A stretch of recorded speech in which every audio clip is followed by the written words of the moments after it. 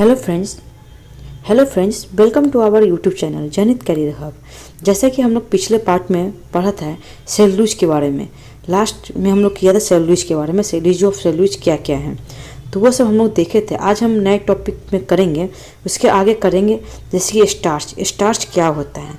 जैसे कि हम लोग स्टार्च को मंडवी कहा जाता है हिंदी में, तो हम लोग आज स्टार्च कहाँ पाए। सबसे पहले तो स्टार्च पाया कहाँ जाता है, तो स्टोर इन कार्बोहाइड्रेट में, पौधों में स्टोर कार्बोहाइड्रेट किए जाता है पौधों में। स्टार्च होता क्या है, ग्लूकोज का एक बहुलक है। यह एक ग्लूकोज का एक बहुलक है जो कि जिसका उपयोग पौधे में पॉलीसेकेराइड के भंडारण के रूप में किया जाता है।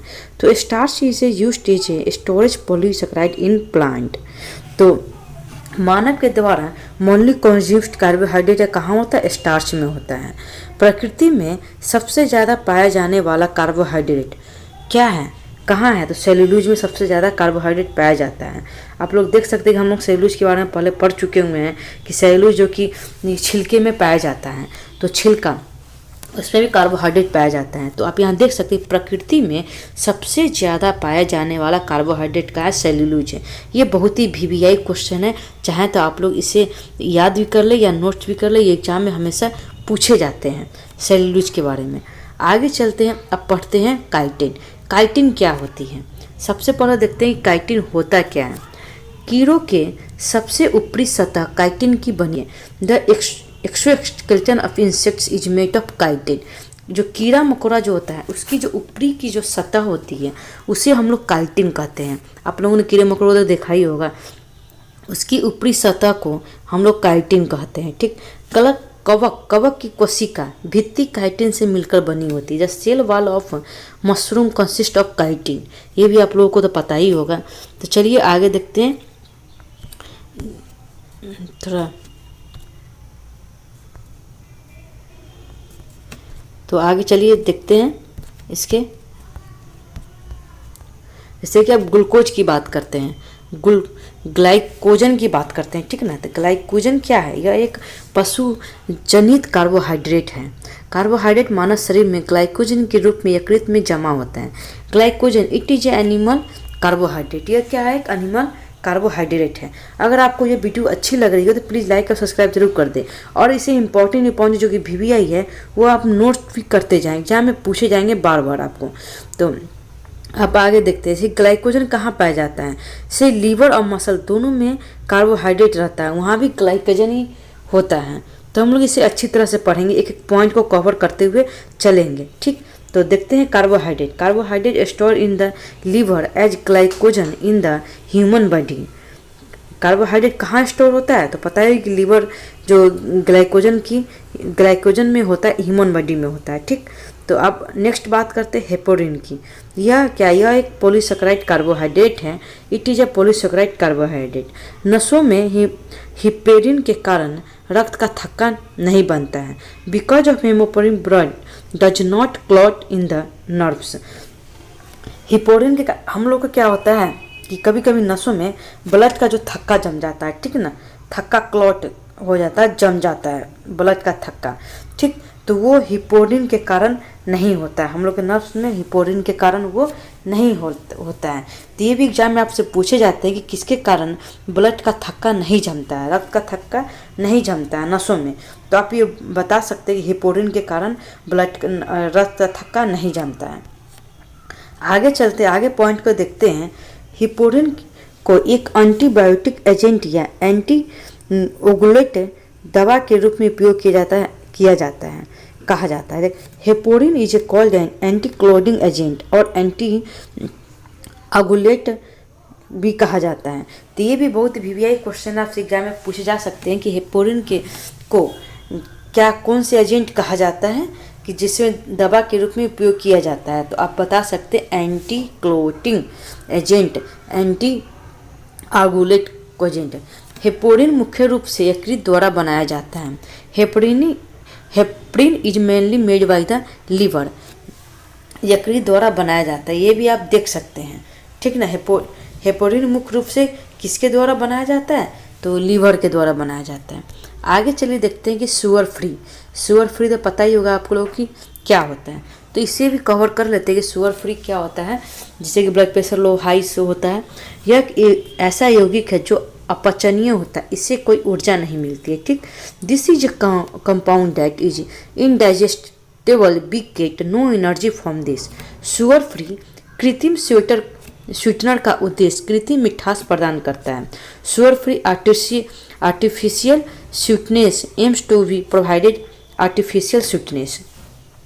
ये आप देख सकते हैं कि शुगर फ्री एक न कि ऊर्जा देती है, न यह एक अपचनीय होता है, यौगिक होता है। ठीक, तो आगे देखिए, इसको थोड़ा देखते हैं। सेचरीन सबसे मीठा कृत्रिम कार्बोहाइड्रेट है, जबकि सर्वाधिक प्रयुक्त होने वाला स्वीटनर सुक्रालोज है। ठीक, एस्पार्टम भी एक आर्टिफिशियल कार्बोहाइड्रेट है। क्या है? एक आर्टिफिशियल, देखिए, saccharin is the sweetness artificial carbohydrate while the most commonly used sweetener is sucralose.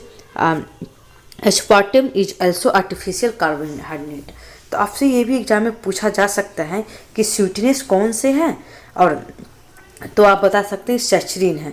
और आर्टिफिशियल कार्बोहाइड्रेट कौन से हैं, तो एस्पार्टम अब बता सकते अच्छी तरह से।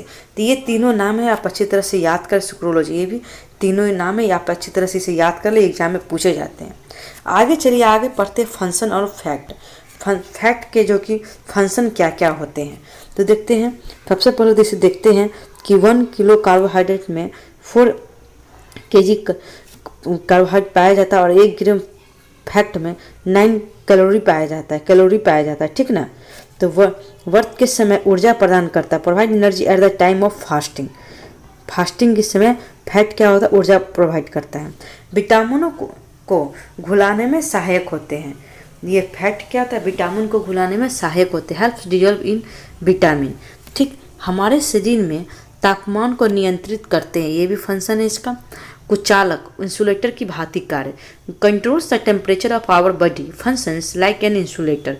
ठीक, यहाँ एक आप लोग पॉइंट को नोट कर लेंगे। हमारे बॉडी में फैट वसा उत्सर्ग के रूप में संचित होता है। Fat in our body is stored the adipose tissue. ये क्या एडिपोज क्या है, यह एक टिश्यू है, एक प्रकार का टिश्यू है। जब हम लोग पढ़ेंगे ना सेल टिश्यू के चैप्टर में, तो उसमें हम लोग पढ़ेंगे कौन कौन सी टिश्यू होते क्या। एक आप याद रखिए, यहाँ पे एडिपोज का नाम है, यह एक टिश्यू है जो कि स्टोर होता है हमारे बॉडी में, फैट के से ठीक संचित किए जाते हैं हमारे बॉडी में, तो इसे आप याद करिए। आगे चलते देखते हैं वसा की सबसे छोटी इकाई कौन सी होती है, यानी the smallest unit of fat is fatty acid. उसका क्या नाम है, फैटी वसलीय अम्ल, फैटी एसिड। तो इसे भी आप अच्छी तरह से याद रखेंगे। The smallest unit of fat is क्या, फैटी एसिड। ऑर्गन की स्मॉलेस्ट यूनिट की बात करें तो क्या है, सेल है। ऑर्गन की स्मॉल यूनिट की बात करें तो क्या है, सेल है। ठीक, फैट को दो प्रकार होते हैं, एक सैचुरेटेड फैट होते हैं, एक अनसैचुरेटेड फैट होते हैं। तो चलिए इस दोनों को देखते हैं, सैचुरेटेड में क्या होता है, अनसैचुरेटेड में क्या होता है। पहले तो सैचुरेटेड जो क्या होता है, एनिमल से मिलता है। ठीक, और अनसैचुरेटेड क्या होता है, जो कि प्लांट से मिलता है। आप यहाँ देख सकते हैं वैसी वसा है जो आसानी से न पचे, fat which does not digest easily. वैसी वसा जो आसानी से पच जाए, फैट विच डाइजेस्ट इजिली। आप देख सकते हैं कि एक एनिमल से होता है, यह एक प्लांट से होता है।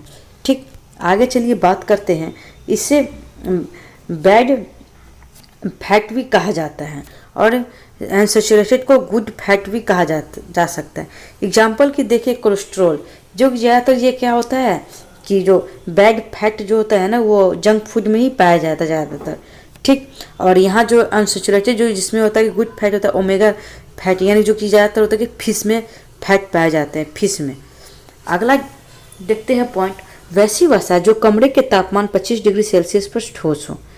और अनसैचुरेटेड में देखते हैं जो कमरे के तापमान पर 25 डिग्री सेल्सियस अवस्था में हो। Fat that is solid at room temperature, fat that is liquid at room temperature. ये भी अब इम्पॉर्टेंट है। मछली को छोड़कर जो भी फैट जंतुओं से मिलता है वह सैचुरेटेड वसा होती है। ठीक, ये भी देखिए, whatever fat is obtain from animal except fish that is unsaturated. जो कि मछली को छोड़, एनिमल में क्या होता है कि मछली को छोड़कर जितने भी पाए जाते हैं, जिस सब में अनसैचुरेटेड फैट पाए जाते हैं। और यहाँ बात करें which is external from the plants, यह एक प्लांट से पाया जाता है। अब यहाँ कोलेस्ट्रॉल की बात करें, आपने देखा ना कि ये बैग में आते हैं। तो कोलेस्ट्रॉल की बात करें जो कि जंक फूड में पाए जाते हैं, इसके भी दो प्रकार होते हैं, एक गुड कोलेस्ट्रॉल होते हैं, एक बैड। गुड कोलेस्ट्रॉल जो कि जिसकी एचडीएल जिसकी डेंसिटी ज़्यादा हो, हाई डेंसिटी होता है, और बैड कोलेस्ट्रॉल जो कि लो डेंसिटी लिपोप्रोटीन पाया जाता है। ठीक, तो आप यहाँ देख सकते हैं कि प्योर घी में हाई डेंसिटी लिपोप्रोटीन पाया जाता है। और यहाँ देखिए डालडा जो कि वेजिटेबल में घी हाइड्रोजेनिक, जैसे कि यहाँ पे देख सकते हैं कि फिगर है, ठीक ना, यहाँ छोटे छोटे घी है। अभी घी यह डेंसिटी क्या है इसका हाई है, और यहाँ से आसानी से ब्लड जो है कि पास कर जाता है। यहीं आप देख सकते हैं कि यहाँ डेंसिटी है, यहाँ बड़े बड़े जो कि है, और यहाँ से ब्लड पास होने में प्रॉब्लम होती है, नहीं पास होती है जल्दी। ठीक, यहाँ से ब्लड पास नहीं होती है। तो यहाँ आप देख सकते हैं जिसकी डेंसिटी ज़्यादा हो वो गुड कोलेस्ट्रॉल होता है। ठीक, यहाँ आप देख सकते हैं जिसकी डेंसिटी ज़्यादा हो, यहाँ आप देखिए यहाँ प्रॉब्लम हो रही है निकलने में, यहाँ आसानी से ये निकल जा रहा है कि डेंसिटी हाई हो गुड कोलेस्ट्रॉल होता है, जिसकी डेंसिटी कम होती है वो बैड कोलेस्ट्रॉल होता है। सीधे कोलेस्ट्रॉल का कहने का मतलब है कि ये बैड होता है गुड होता है, जिसकी डेंसिटी हाई हो गुड कोलेस्ट्रॉल होगा, जिसकी डेंसिटी लो हो वो बैड कोलेस्ट्रॉल होगा। तो आप ये दो पॉइंट सिर्फ याद रखेंगे तो आपका ये समझ में आ जाएगी। अब बात करते हैं प्रोटीन की। ठीक, प्रोटीन पे हम लोग आगे प्रोटीन की बात करते हैं। प्रोटीन को हम लोग पॉलीपेप्टाइड भी कहा जाता है। ठीक, तो इसके देखते हैं शरीर की वृद्धि एवं विकास में सहायक होता है। प्रोटीन बच्चों के लिए सर्वाधिक महत्वपूर्ण पोषक है। Helps in the growth and development of the body. Protein is the most required substance for children. ठीक, यहाँ आप देख सकते हैं कि प्रोटीन क्या है, शरीर में वृद्धि एवं विकास में सहायक किए जाते हैं। जैसे कि यहाँ देखिए मांसपेशियां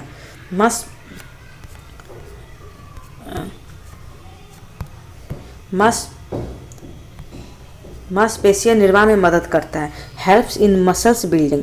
मसल्स आप लोगों को पता है कि लिपोप्रोटीन से बनता है। लिपोप्रोटीन किससे बनता है, लिपो प्लस प्रोटीन, दोनों में पाया जाता है लिपोप्रोटीन। ठीक ना, तो इस मसल्स में पाए जाते हैं। अब यहाँ एंजाइम की बात करें तो enzymes biological catalyst, antibody and hormone, all three are made of protein. Protein किस किस से बना है आपसे ये पूछे जा सकते, एंटीबॉडी, हार्मोन से और एंजाइम से, ये तीनों से मिलकर प्रोटीन बनना है। एंजाइम, एंटीबॉडी, हार्मोन, ये तीनों प्रोटीन से मिलकर बने होते हैं। तो आज हम लोग इतना ही करेंगे। अगला टॉपिक नेक्स्ट वीडियो में देखेंगे कि क्या होता है प्रोटीन में, कितने सारे क्रिएटिन है, ये सारे जो कि स्पिन जो सारे हम ना नेक्स्ट वीडियो में देखेंगे। ठीक, आज इतना ही करते हैं। अगर आपको वीडियो अच्छी लग रही हो तो प्लीज़ लाइक सब्सक्राइब जरूर करें, और ऐसे ही वीडियो आपके लिए per day chapter wise topic wise आती रहेगी। और जल्दी से अगर आप लोग एक भी वीडियो को मिस करेंगे तो आप फिर नहीं समझ पाएंगे कि क्योंकि सारे चैप्टर एक बायो है जो कि सारे चैप्टर एक दूसरे से कोऑर्डिनेटेड रहते हैं। ठीक ना, तभी आप लोग समझ पाएंगे। अगर आपको वीडियो अच्छी लगे तो प्लीज़ एक लाइक सब्सक्राइब जरूर कर दे। शुरू से अंतिम तक देखने के लिए बहुत बहुत धन्यवाद। थैंक यू, बने रहें और मिलते हैं अगले नेक्स्ट वीडियो में। जब तक के लिए बाय, धन्यवाद, टेक केयर।